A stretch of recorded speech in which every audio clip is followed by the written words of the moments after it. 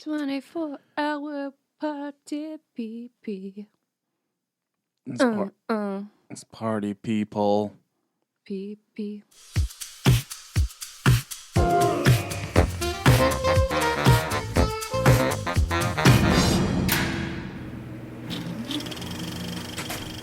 Well, hello there. Welcome to On the Beat, the podcast that uncovers full frontal male nudity in cinema. My name is Laura, and I am joined by my co-host Ryan. Hello. Hi. Yeah. I'm going to sing the entire episode. No, don't. I'm going to sing it. Nope. Don't do that. Yeah. That is a bad idea. We just need to get through this. I'm going to sing it right now. Yeah, I feel like it's like how the Happy Mondays weren't able to record like an album. They took years to do it because they were too busy like taking drugs and partying and stuff. We're going to do this podcast with no lyrics. Yeah. Yeah. No lyrics. No lyrics and yeah, I don't know. The Happy Mondays are actually okay. I was going to say no substance, but I guess we kind of have Tons some of substance, yeah. Kentucky Fried Chicken. Yeah, they like themselves a little bit of takeaway. I have notes on that. I'm not going to bring it up just yet, but we are uncovering the 2002 biographical comedy drama 24-hour party people. Yep, we are. Yeah, we're doing. Told you I was going to do it. We're doing one of my favorite films. We're doing one of my favorite actors. We are, yes, yeah. Hooray! Before anyone gets too excited, it's not his that we see, but yes, yeah, we do. This stars Steve Coogan. Cougs, big Cougs, playing the legendary Tony Wilson. Absolutely. Of Granada fame. Of Granada fame. Okay. Shirley Henderson's also in this film. Patty Considine, Andy Serkis, Rob Brydon, Simon Pegg. The list goes on. It's a very, very long list of also cameos by many, many different musicians and Tony Wilson himself, and directed by Michael Winterbottom. People who lived through the Manchester musical movement of the 70s and the 80s. Manchester. It was pretty mental. It was pretty crazy. Manchester has a reputation for producing quite stellar musical talent over the decades. So, yeah. And it is directed by Michael Winterbottom. Before we get into that guy, I'm going to give you the synopsis. Yeah. It's kind of long. Ready? Okay. Manchester, 1976. Tony Wilson is an ambitious but frustrated local TV news reporter looking for a way to make his mark. After witnessing a life-changing concert by a band known as the Sex Pistols, he persuades his station to televise one of their performances, and soon, Manchester's punk groups are clamoring for him to manage them. Riding the wave of a musical revolution, Wilson and his friends create the legendary Factory Records label and the Hacienda Club. The tagline for this film is "Share the Ecstasy." Nice. Yeah, that synopsis wasn't bad. Yeah. It starts off as if it's gonna be like a tome, because the minute it says a place and a year, you're like, oh fuck. It's gonna give you a place and a year later. So really, this is kind of like a pseudo dramatization of the as close to true story of the Tony Wilson saga and his involvement in the Manchester music scene, which basically kind of sees a whole bunch of groups and bands and things come from basically an erupting kind of musical movement. So, you'll see the Sex Pistols, Iggy Pop, the Buzzcocks, I think Susie and the Banshees, the Clash, obviously Joy Division, that then was Warsaw and then became New Order, and then obviously the Happy Mondays. There's a few bands and acts here that I'd never heard of before. What was that shitty band that he was tanning their legs?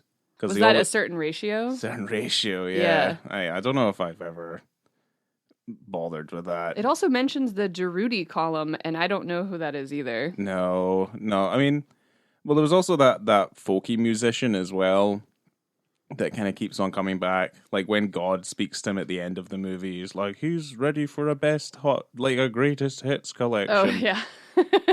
His music is easy to listen to, Steve Coogan as God. Yes, there's a lot of Cooganisms in this, and certainly the film itself, and I feel like it at its root, it's very organic, which in part kind of makes it feel quite visceral and quite realistic. And it kind of doesn't have much of a preoccupation with style, even though it has some relatively quite stylistic flourishes in it. Even though I think its main driving force is that it's shot relatively quite realistically because it's not intrusive like the directing style of it. Yeah, Steve Coogan said that he never had to hit a mark or find a light. There was a lot of improvisation. The only people on set typically were like Michael, the DOP, Robbie Mueller, the sound guy. They would just huddle and move around the room, and he said he would frequently do scenes and not even know where the camera was. Yeah, I didn't realize that Robbie Mueller had shot this until I looked at. I think there was the making of, or there was the featurette that was kind of focused on Michael Winterbottom. But yeah, I mean, anyone who's familiar with anything we've spoken about Robbie Mueller before when we did to Live and Die in L.A. But obviously, he's worked with Wim Wenders before. He did Paris, Texas, Alice in the Cities, Breaking the Waves with Lars von Trier. Yeah. He also did Repo Man for, I think it's Alex Cox. And Ghost Dog, obviously, with Jim Jarmusch. So, yeah, he's a pretty seasoned DOP by this point. This was his last feature film that he did. Oh, wow. Okay. Well, then, yeah, that's a shame. Why? Because he passed away? That's a shame? Or is it a shame that this is his last film? It's a shame that he passed away. But, he'd come into making this movie with obviously quite an extensive legacy. No, I just think it's interesting to kind of bring up because you wouldn't look at it and think, wow, Robbie Mueller shot this. Right. It definitely has a very distinctive kind of look and feel. But yeah, I wouldn't look at 24-Hour Party People and think it was a distinctive like Robbie Mueller movie just by looking at it. I think that's why I was kind of surprised that he'd shot it. Mm-hmm. And it's not a slight against it. It's just that it's it's just different. Yeah, the film does a really good job stylistically, even though it's trying to not be stylistic.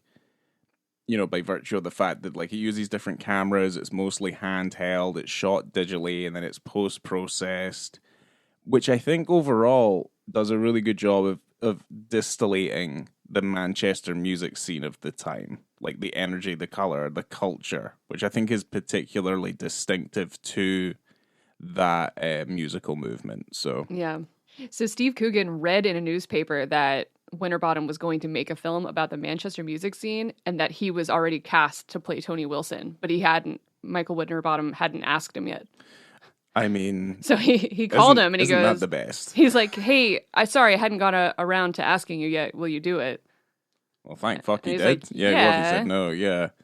Well, yeah, this was their first film together, right? Mm-hmm. And obviously they've gone on. When I talk about obviously the filmography that they've got, like there's a lot that they've done. There's plenty of films that we've seen with them in it, basically. They did 7 more projects together. Yeah, and they continue to make projects together. So. Which you haven't even. I'm like skipping all the way through all my notes. So why don't you tell us about Michael? I will. Mr. Winterbottom. So Mr. Winterbottom, Michael Winterbottom, he's an English film director. He's had 3 films that have competed for the Palme d'Or. Including this one. Including this one. So it was the other 2 were Welcome to Sarajevo and Wonderland.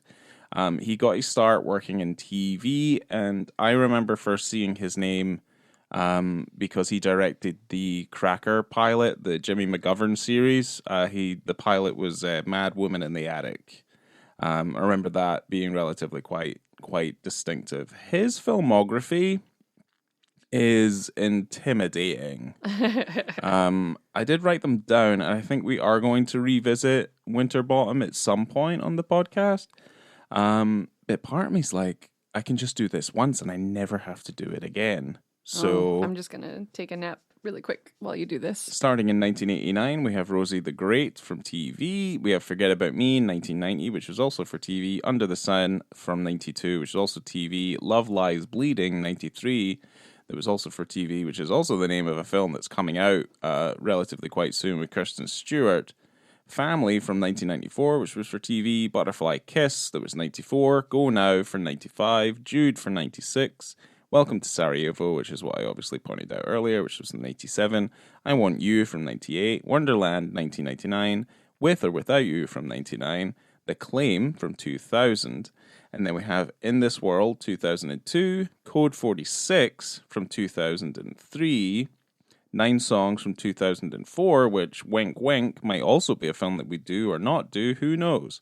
The Road to Guantanamo from 2006, A Mighty Heart from 2007, you know, that Angelina Jolie movie. Yes. Geneva, 2008, A Shock Doctrine from 2009, The Killer Inside Me, 2010, which is a movie we won't be doing, but I enjoyed that film. Well, I say enjoyed. It's a movie.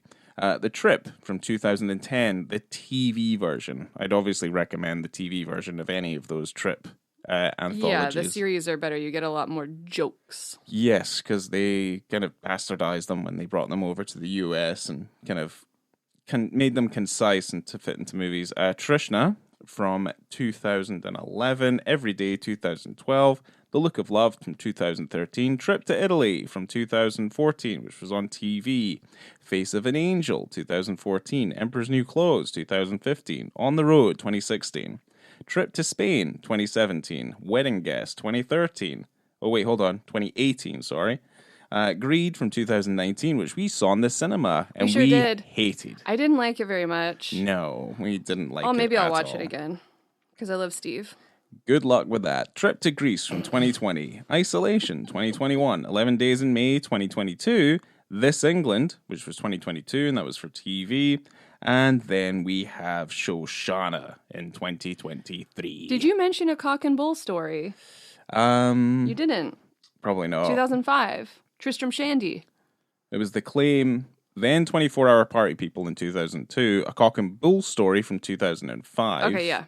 Oh, got it. Must have and missed then, yeah, because my notes, it's a long list. But yeah, there we go. That's me. I love Tristram Shandy. One of those, like, unfilmable books. Yeah, I don't know if I even said that either. You didn't. I've been waiting because that's one of my favorites. Watching that film, we had it at Hollywood Video when I worked there, and we had one copy. And I looked at it and I go, I don't know what this is. I picked it up, and that's how I got introduced to Alan Partridge. So, like, Knowing Me, Knowing You and stuff, they had all of the commercials like at the beginning of the DVD. And I'm like, what is this? So, it's great. Big fan. Yeah, because Tristram hold on. Oh, no, it was the Cock and Bull Story. In the States, it was Tristram Shandy, a Cock and Bull Story. Why did they say that? It's just because it has cock in it? I don't know. Either way, I said Cock and Bull Story because that's what it was in the UK. But anyway. Yeah, that's really the title of the film. Perfect. It's like when they did Alpha Papa, and then it got brought to the States, and it's Alan Partridge, Alpha Papa. Yeah. Because people didn't know. Not that would help. If you don't know who Alan Partridge is, it's not going to help anyway. Yeah, it doesn't matter. Okay. That movie is very funny. So, Steve Coogan actually met Tony Wilson when he was around 10 years old, when he went to a party. Okay. Tony Wilson went to a party at Steve Coogan's house because his aunt was a makeup artist at Granada TV. Oh, right. Okay. Mm-hmm. The people you know. And yeah, so later on in like 1990, Steve Coogan was the resident funny man on one of his shows. Okay. And Steve said, I knew I could impersonate him, although I'd have to do more than that in the film. I had the rhythms of his speech. He would veer between being very northern working class and then very kind of like almost camp. Right. Okay. So Yeah, that comes through. There's a lot of fourth wall breaking stuff in the movie as well. Yeah. It's very kind of self-referential, where it's kind of like the footnotes, like the cliff notes of the Tony Wilson story, just kind of reminding you that, like, hold on, this is actually Tony Wilson. Most of this is true, but here, just to make sure that we don't over exaggerate, this is exactly what's happening here. And Tony Wilson said that a lot of stuff in the film is made up, but Michael Winterbottom said that the only stuff they used is stuff that he told him. So Right, it's okay.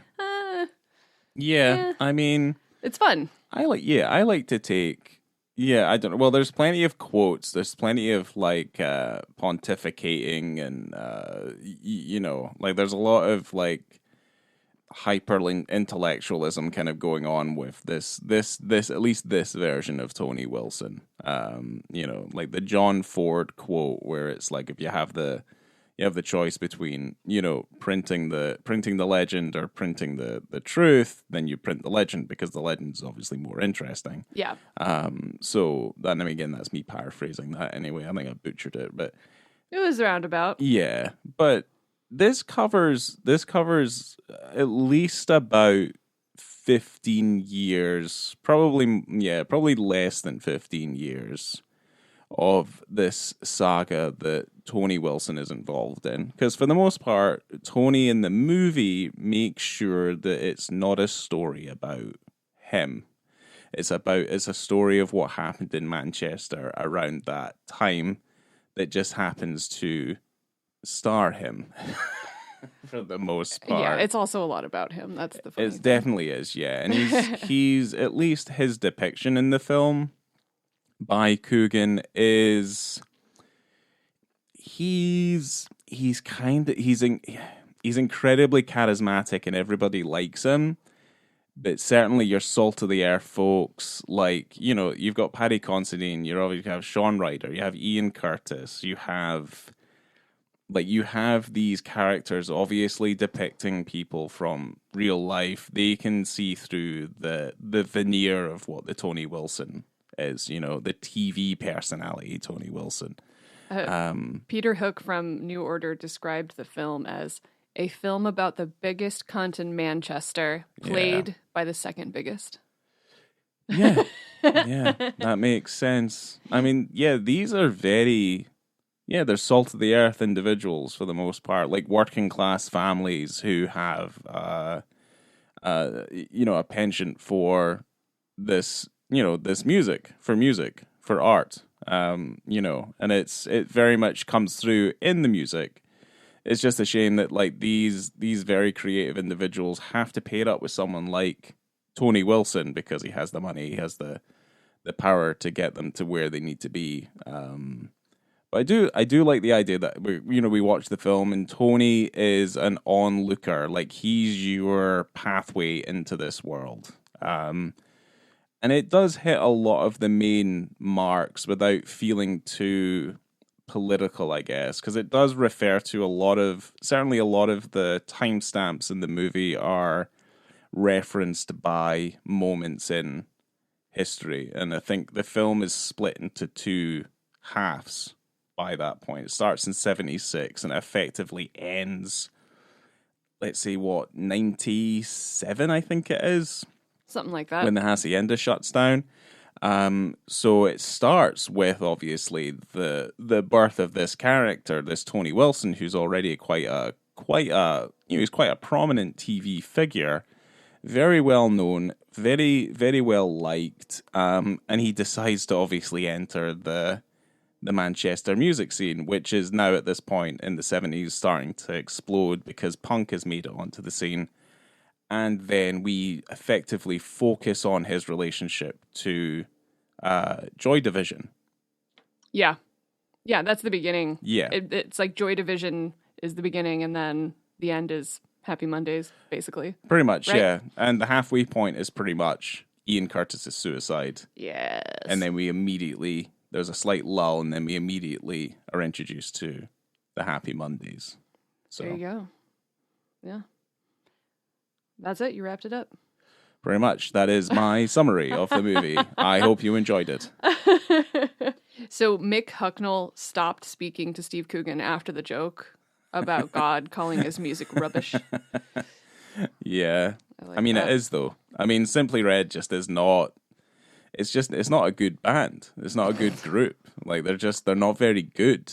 Mick Hucknall's awful. Have you seen pictures of Mick Hucknall recently? He's got a gold tooth. You did show me that recently. Yeah, I don't know I'm why like- that came up, but yeah, you did. I was like, look at this. Look at this. this. Look at this. This mint. Like, whatever he's trying to do. He did that. He had that one song that was very popular in the 90s. And I couldn't care less about Simply Red. So, yeah, I think if Mick Hucknall, if you have an opportunity to excise Mick Hucknall from your life, you'd probably take it. Wow. Yeah.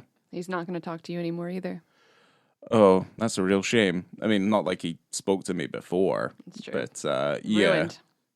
Well, it just means he's got no sense of humor. Like, that's the problem there. Like, that's what that comes across as. He has no sense of humor whatsoever. So, I have so many interesting facts. yeah, let's I just find get them into it. interesting. Yeah, because I don't really want to go beat for beat in the movie. There's a lot of funny stuff in the film. Like, certainly a lot of my notes are basically like they're just this lines. Funny? Wasn't this funny? Wasn't this funny? You know, he's like talking about Alice Cooper on his show, and he's like, supposedly he'll be hanging a dwarf live on stage. There's a lot of reference to dwarfs in this movie that I found.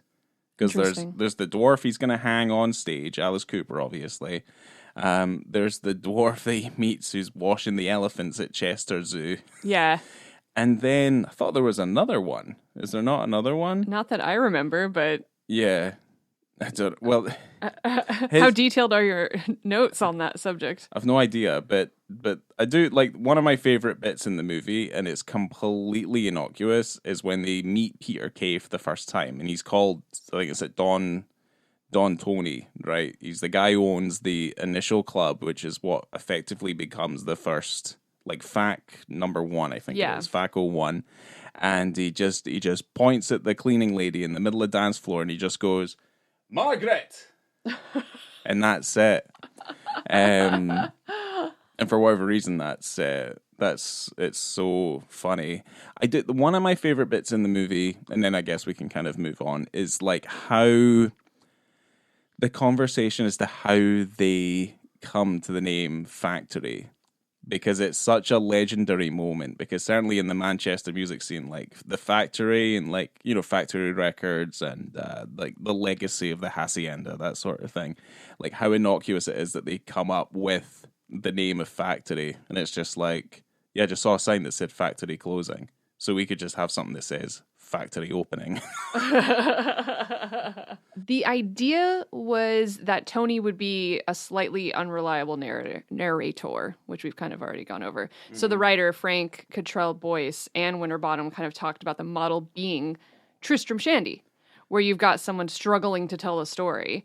So I think that's kind of interesting how Tristram Shandy was maybe always something they wanted to deal with. And then they ended up 3 years later actually making that film. Yeah, I think I like the fact that as much as this is grounded in reality, it's kind of like it's the story as told by Tony Wilson, and it's kind of quite fantastical. As much as it is true, and there are elements of it that are true, it's like the fantastic journey of Tony Wilson.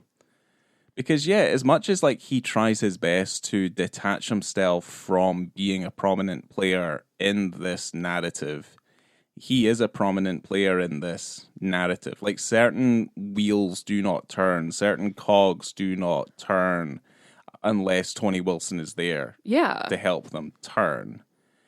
And it's like, you know, Andy Serkis is in the movie, and he's probably the standout role, in my opinion, amazing. as Martin Hennett, the quote unquote genius, quote unquote music producer, who, you know, when he dies, his body was so big that his coffin could not fit in the hole because the hole for the grave was not wide enough.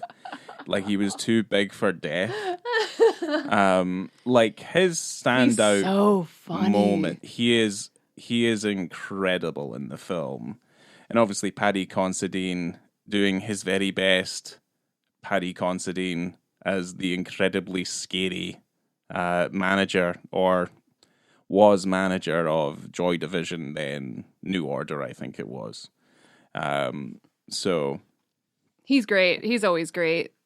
They're he's all just so very young good. and cute. Yeah, they are incredibly young. And yeah, Christopher Eccleston's in it for like 20 seconds. He has like a quote that gets repeated later. The homeless guy on the street. It's great. Yeah, because they do that whole thing where, they reenact, very prominent moments in Tony Wilson's career, and kind of give them, I guess, a little bit more artistic weight. So, Anthony Wilson used to present Wheel of Fortune in the UK, which is where I remember him from. I don't remember any of these other shows and stuff. I was far too young. But yeah, I do remember Wheel of Fortune. So a lot of these moments, like these weird pieces that he gets sent to do, like the elephant and the duck herding the sheep. Yeah. Why a duck? And then obviously was it the crier? Is it the crier? Is that what they call him? Crier. The town crier. The hang glide. The hang glide. Yeah, and it's like the amount of artistic weight they put on these moments as well, which I find very amusing. I do feel like a lot of the movie is a little fantastical purely on the basis so that people can find it funny, because it's so ridiculous at points that it's just a bit barmy for the most part. A really fun way of doing a musical biopic, essentially. Yes. Just turning it around, kind of using Tony as a TV presenter and bringing that into the narrative, and kind of using the film as, he is the TV presenter of the film, and kind of bringing us through. It's very, I love the moment later on where he's like, oh, did you notice that some of the real people we're talking about are actually in the film? And then pointing them out to us. In like hidden roles. Yeah. Because I can't remember her name, but the girl, the woman who's like the backing singer for the Happy Mondays was actually the backing singer for the Happy Mondays. That's great. And she reprises her real life role in obviously the recreation here. I do like that. Effectively, what 24-hour Party People is if you've seen any kind of modern comedy show, it kind of falls into a lot of the trappings of that. It's like handheld camera, mostly improvised, and it's kind of a little bit more ridiculous than you want it to be. So it's not very much. It's kind of very much like, well, I think it falls into that camp. I think like The Thick of It, or The Office, or even parts of Alan Partridge, like Early Partridge. I think it falls squarely into that, where it's mostly dialogue heavy and it's not particularly visual comedy. Right, because they're playing it straight. Yes. Because you can't play it as a joke, because that doesn't make sense. Yes. That's not funny. So that's kind of where I kind of feel like it falls under. Because there's some weird stuff in this movie as well. Aliens and stuff? Aliens turn up and like, like Shaun Ryder has a vision and there's an alien and the spacecraft has Bez on it. And then Bez shows up and everyone's like, it's fucking Bez. I was just thinking about Velvet Goldmine when that happened. Yeah. But yeah, spaceships. This film's better than Velvet Goldmine, but yeah. They're different. They're different. They are different. They have their value. Yeah, this film just I'm a little bit closer to this film. Yeah, you love this. I love this film so much, yeah. Before we get into any other thing, I just want to say that they recreated the Hacienda basically to scale. And one of Steve Coogan's first gigs was actually at the Hacienda in 1986, where he opened for his brother's band. Oh, shit. And he said he got goosebumps when he walked in to that set for the first time because it was just so perfect. Yeah. The way they had done it. Well, it was, I think it was torn down, right? Or it was repurposed. Because, the end of the movie is when it gets repossessed, basically. Steve Coogan said that there was no legendary last night as depicted in the film. He got to do his climactic speech for that scene. They got it out of the way with a clear head, and then he said he took half an E after. It was an immersive experience. Wow. And they weren't particularly well behaved. All right. Well, there you go. They partied. So that never happened. Apparently not. No, it just got repossessed, and that was it. But the actors did party. Good. So 1,000 Mancunians did not. What was the line again? May 1,000 Mancunians bloom. Yeah. Yeah. So they did not bloom in real life, which is a shame. That moment in the movie where Tony goes into the back of that shaggin' wagon. Who was he with? Do you remember? I don't know who that guy was. It was Peter Kay. Yeah, it's Peter Kay. He's getting a blowy from that prostitute. Come in, love. And if you're not going to come in, then fuck off. Yeah. I just love when Shirley Henderson, like his wife, Tony's wife. Yeah. Opens the back of the van and she just laughs. She's like, "What are you doing, Tony? What are you doing, Tony? What are you doing? Tony, what you doing?" And then she leaves and he just finishes getting his blowjob. Yeah. He might as well. Yeah, he didn't want to be left with a half chubby. That's when you get blue balls and then your nuts fall off. And then she goes and sleeps with the Buzzcocks singer, right? Howard Devoto. And he goes, "I only got a blowjob." That's full penetration. Yeah. I like that. And then Howard's the bathroom attendant, like the real life Howard. Yes. And he's like, "I don't remember this ever happening." So I do, there's little moments like that where I'm like, yeah, you know what, like this is perfectly fine.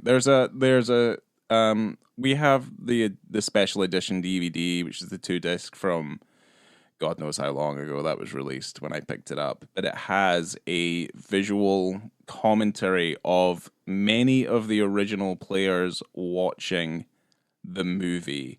We didn't watch it all the way through. Of the musician, the musicians, like the primary players in the actual real life story, who are sitting and watching the movie. So I would be interested to watch that all the way through. It just, it feels like we weren't prepared to watch the film twice. Not today. Not today. But certainly that certainly looks like it's interesting. I'm sure you get a lot of truths. A lot of secret truths. Or not, or no truths. Yeah, they'll just be like, "Nope, I don't need to talk about this."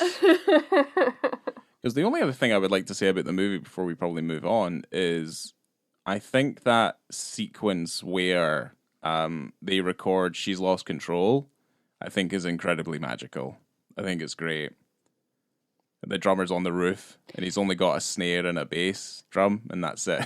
He goes, "How am I supposed to know when to stop?" And Andy Serkis goes, "You don't need to worry about that." And he's up there all night, drumming all night long. We've got a rattle. There's a rattle in the drum kit. And they're like, "How long is that going to take?" It's like, "I don't know." It's like, "Do I still have to pay?" And it's like, "Well, I'm still working, aren't I?" £50 an hour. £50 an hour. He was a genius, though. I think I'm ready to talk about that penis scene. Oh, yeah. Well, there's two. The first one. Okay, good. I don't have any more songs. An hour, 11 minutes, 17 seconds. We're on the Happy Mondays tour bus. We're watching porn on the bus with best friends. It's like a tour montage going from location to location. And we get to see... the Happy Mondays bus is like a party bus. It's like the Venga bus. The Venga bus is coming. And everybody's coming. And then you're gonna come now. You're coming and you're coming. Come. This bus is really sticky. Yeah. You run I'm so sorry. Yeah, sorry. Yeah. That bus is very sticky. It looks really gross and smelly. Yeah. Well, Rowetta's there and the rider dad, I can't remember what you say, the father rider, let's say, is just like, "Take the porn off, it's not suitable for the lady," and Rowetta, who's playing herself, is like, "No, I think I've seen this one before." And then you see Paul Ryder. Yes. played by Paul Popplewell. Must be easy for him. As yeah. a Paul. Well, he's Porky Pigging it. He's fully Porky Pigging it. T-shirt, no bottoms. Yeah, he just turns penis right. out. Yeah. Just Porky Pig, full on show for everybody on the bus. Yeah. He's kissing butts. He's kissing like in thongs. lady butts, yeah. Encased in thongs, Mm-hmm. kissing butts and doing drugs. Yeah, because you end up seeing some like some vagina as well. You sure do. Yeah, it's a full real Brazilian. It's a real part, but yeah. Well, I don't know what these ladies are. I don't know. No, they're having a nice time. They're having on the tour bus. They're having fun with the Ryder boys. And the Ryder dies. Yeah, Ryder dies. Yeah. I don't know why he doesn't have any pants on. It's fine. He's just enjoying the company of his friends and family. Yeah. I don't know how I don't have that kind of relationship with my family. No. To where I would feel comfortable pulling out my penis. Which, No. if I was a man that had a penis, I don't. Yes, just for the record, you don't have a penis. It's a real shame. I think I definitely, maybe in a past life, Potentially. Yeah, potentially. You never know. Yeah, But again, yeah, you never know. I do not have one right now, and it's a real shame. Not really. But anyway, penis envy. Let's continue on. Yeah, no, that is that. It is it's a little turbos. It's a turbo boss. It's a turbo boss montage. A turbo boss, yeah. pantsless. Not too long after that initial scene, which I totally forgot about this one, there's another penis scene in 1 hour, 29 minutes, and 40 seconds with the other writer, Sean Ryder. Yeah. Played by Danny Cunningham. Yeah. So so some stuff's happened. So they've released, obviously they've been gone tour. Like the Happy Mondays is, as a band, they are one of the sole contributors to keeping the Hacienda and like Factory Records afloat. The problem is that they're incredibly spotty, and I guess a little like it's carnage trying to get them to make music, and their managers like enabling them, and just kind of, Sean Ryder's doing heroin, and he's also doing methadone, and then they want to go to Ibiza to record this album, they want to go to the Bahamas to record this album. All this sort of thing. That was the thing about the KFC joke that they were making, because KFC was their code word for going to get drugs. Yes. In real life.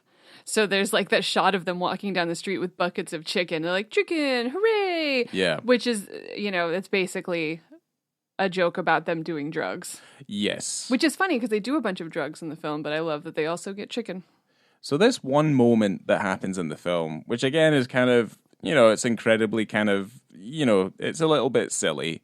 Yes. But I think they've gone to the Bahamas. They're in Barbados. Barbados. Factory Records has no more money. And now that they have no more money, they're not able to buy drugs. So they sell all of the equipment and the furniture, and then they sell their clothes. and then there's a shot of Sean Ryder on this tiny little island, and a title comes up called The Misadventures of Ryderson Crusoe. Oh, yeah, sorry. The Misadventures of Ryderson Crusoe. Robinson Crusoe.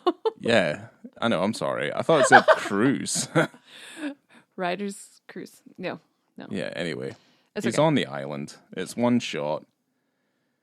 And Sean Ryder is out on, he says, I'm off on a deserted island. He's just off on a little stone in the water saying, I could finish the album, but why the fuck would I do that? Yeah. And he's just naked because, they sold all their clothes to buy drugs and crack on Barbados. Yeah. And he's just standing there naked on a rock out in the water. Yep. Nice little wide shot. And it also does like a reverse backing up thing as well. Yeah, it does this weird thing where What is it in film terms? I don't know, like a kind of like a filmic double take thing. Yeah. Yeah, it's kind of what it does. It's the easiest way to describe it. Just him standing out there in the buff. Swiveling. Swiveling in the buff. Swiveling. By the power of editing, he will swivel, which is what he does. I had a mini heart attack when I was looking up Danny Cunningham because his first film credit, not the first one he probably ever did, but on his, IMDb or on Letterboxd or whatever, is A Little Shop of Horrors, which is my childhood favorite movie of all time. I could probably say every single line and musical note of Little Shop of Horrors to you right now. Like, all right. Yeah, I mean, we don't need to hear that. We don't have time.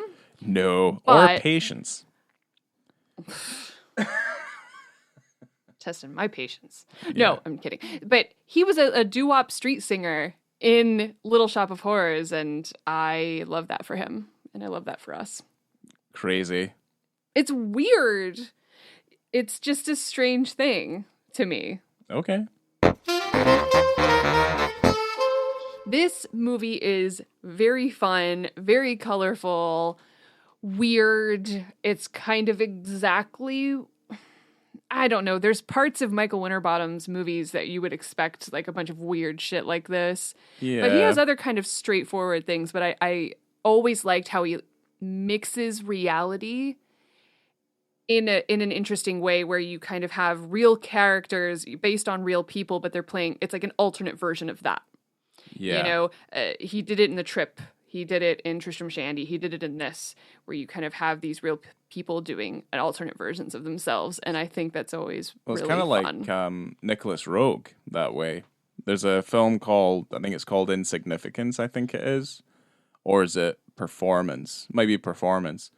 Where, I think is it Mick Jagger plays himself. But there's also a movie that he made where Albert Einstein and Marilyn Monroe also share a scene as well, and they're just kind of like wild out there versions of their real life counterparts.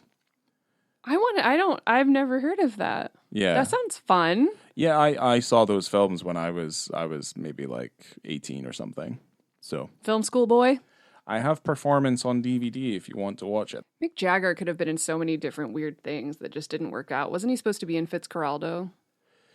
Yes, he was. He was supposed to be in, and I think they filmed a bunch of it, but then the main actor got sick. Anyway. Yeah. Wasn't he also supposed to be in Dune? In Jodorowsky's Dune?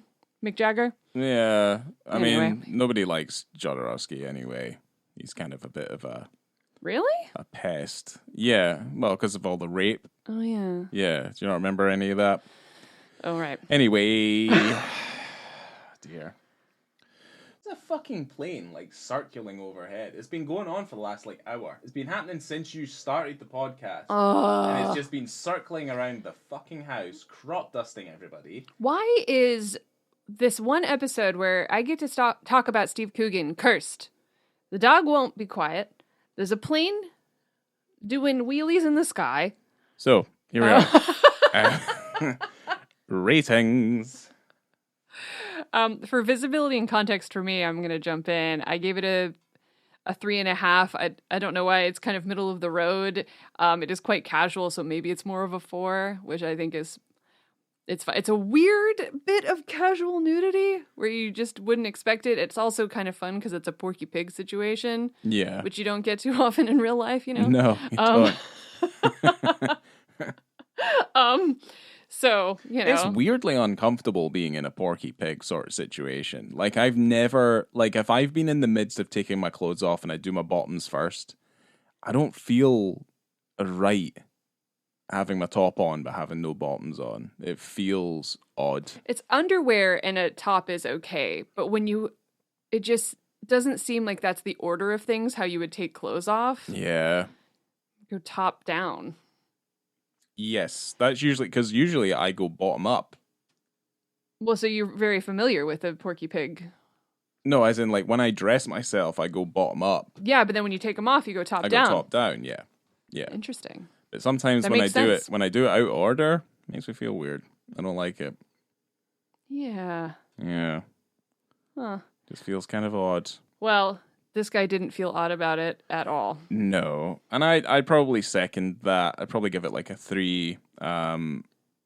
Yeah. It is casual and it is very unexpected. But for the level of carnage, it's kind of the least weird thing about the whole thing. Because they're taking drugs. They're there's half naked women running around the bus. There's porn on the TV. Like, it's not, it's very much within context of what's going on here. There's definitely more female nudity than male nudity, but it's not as bad as some other films out there, No. at least because you have two instances of male nudity of two different people in completely different scenarios. Yes. So, I don't know. And they're not sexual No. either. So No, they're not really at all. And certainly kind of moving on to the quip, the misadventures of Ryderson Crusoe. See, I got that right that time. It's kind of, it's just is what it is. It's like probably, it'll be less than a 3 probably for that. Be like maybe a 2. Because it's very far away, and we didn't even realize that it hadn't crossed the radar. The only one I had remembered was the bus nudity. Yeah. So this one we were both watching and go, oh yeah. Yeah, there it is. Oh, look at that. Yeah. So it's all contextual. Like, it makes sense that they're there. But certainly the second one's definitely for laughs. It's a quip, yeah. It certainly when that title comes up and stuff like that, it's not meant to be taken seriously. So I'm interested to see what you rated the film, because this is a very close to your heart type of movie. I gave it a 4. I think it's very good. If I were to elaborate, I think that everyone is so good in it and so memorable. Steve Coogan is always wonderful. I love him. He's great. We're going to go see him later this year. I am very excited. He's good in this in real life movie. Yeah, he's really good in the film. He's good in all the things. And he's always this blossomed a beautiful relationship between he and Michael Winterbottom, where they got to do a bunch, like 8 projects at least together. I don't think they're doing any more trips, unfortunately, because they did 4 so far, and they're all pretty fun. But I think that's really cool. Also, Rob Brydon, like that relationship also turned into really fun things because they've done a bunch of stuff together as well. Yeah, Rob Brydon's in it for a couple of sequences. He's great. Yeah, he's good. I gave the film a 5 because I've always really liked this film. Yeah. Like, it's been a kind of, I like the fact that it's weird. I think I find it stranger that, I don't expect that, because there's interviews and stuff with Michael Winterbottom and like what he's interested in terms of like films and things like that. So he's very much kind of into realism and realistic things. And there's a lot of stuff in this movie that's quite wild and a little bit madcap in certain ways. Like, certainly for someone who doesn't have a preoccupation with style, this film is incredibly stylish. And I think the thing that sets it apart a little bit is the fact that it is stylish. And I think films of this time, certainly British independent films, they're kind of flooded full with a bit of style. So, I kind of clash a little bit with that. But I've always enjoyed this because I've always enjoyed the story. And I think the story is told particularly well. I gave it 5 because it always puts a smile on my face. And I'm never bored watching this movie, so... I do like Paddy Considine chasing Steve Coogan around and he's pushing good. him onto the floor. He's good, and I mean, he calls him a cunt like no less than 100 times. Yeah. So he has great. All of his glasses are really good too. They are, yeah. He does. He has great fashion. Yeah, he's got some fantastic bivocals. It's really fun. It's a really good movie. So it's nice. Great. Yeah. It's nice. I like it very much. Yeah, well, there you go. So, thanks, y'all. If you wanted to know who won the Palme d'Or that year, it was The Pianist. Great. That it was nominated against. Another romantic Holocaust movie. Yeah, another one of those. Yeah, okay. Well, that's a shame. That it didn't win? What, the 24-hour party people didn't win? Yeah. I mean, it's not really, because like it's not like the film diminishes in value if it doesn't win anything. Very true. Yeah, very true. Well, thank you for going on this journey with me. I'm glad that we got to talk about 24-hour peepees. Yeah. It's been a riot. It's been a riot. I was trying to think of something else to say because like I had a bunch of quotes down here, but I think I said them all. Anyway. We've done it. We did it. Yeah, we did it. High five. Yeah, I'm too big for podcast because I'm a big boy. Oh, okay. I get it. Coming to you from the Hacienda. She just confirmed that I was fat. Well, no, you were doing the joke about Andy all right Serkis's then. character. Yeah, let's just wrap this up. Let's go. I did it already. Coming to you from the Hacienda, obviously. Yay. I have been Laura. I've been Mick Hucknall. Adios. I suppose.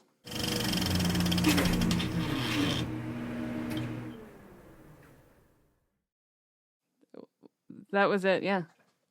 God damn it. Why? Shut the fuck up! I love you.